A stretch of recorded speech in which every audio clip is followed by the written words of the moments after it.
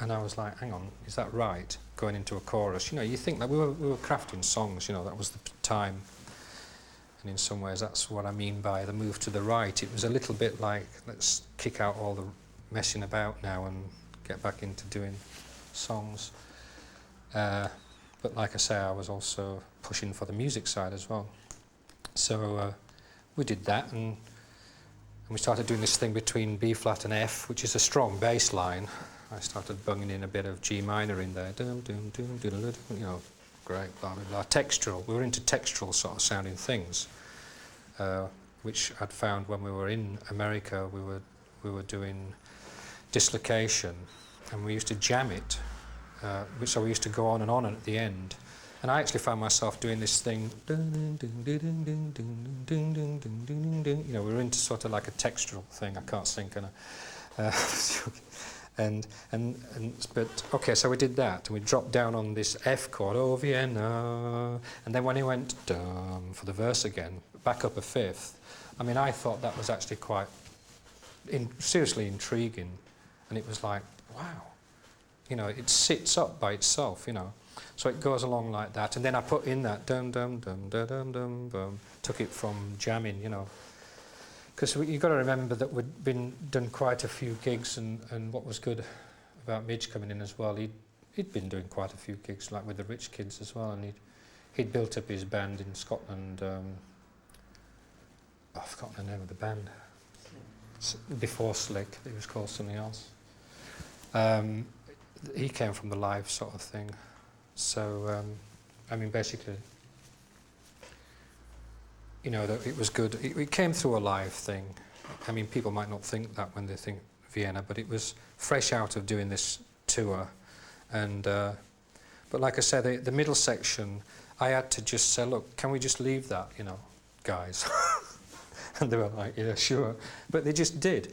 And we tried it at Electric Ballroom, and we actually got a few record companies down there from the English, and it was a very risky thing to do, but we were also up for going for it. It was a going for it sort of thing at time, you know, and so we performed it there. Midge got the beginnings of a verse kind of thing.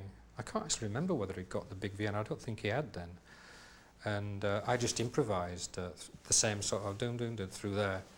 But like I said, when we went to record it, I wrote the whole thing out, you know. I mean, I write music, I can score music, and I just didn't do it because my introduction to rock was improvisation and getting away from all that. But it really was about this time that I was actually coming back and having come a bit of a full circle and started introducing this kind of thing. I used to write stuff down a fair bit, and you know, that's how it came.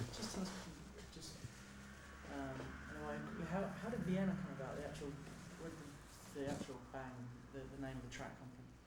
Oh, right. Well, it was influenced by Conny Plank, our German producer, because like all our stuff, we used to do it as music, and then the vocals used to go on last,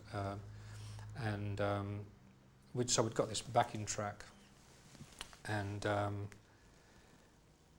it was. Do you want me to talk about the?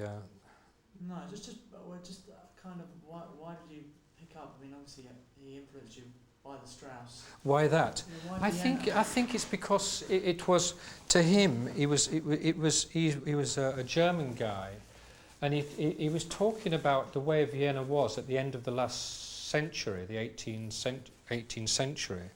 It was a time when the Habsburg Empire was going into decline. And you've got all this wealth there, and Johann Strauss was riding it, you know, and it was a fantastic place.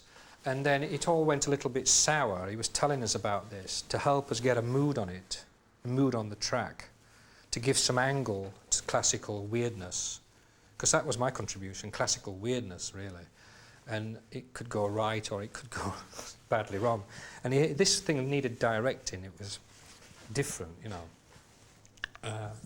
And he just put it was going somewhere anyway, but he just put his mark on it by saying, imagine this decadence going wrong, like in Vienna at that time, and out went Johann Strauss, like I don't want any more of this. It's living a kind of a lie. You imagine people going like this to his music when really it was all in the background, everything was going wrong.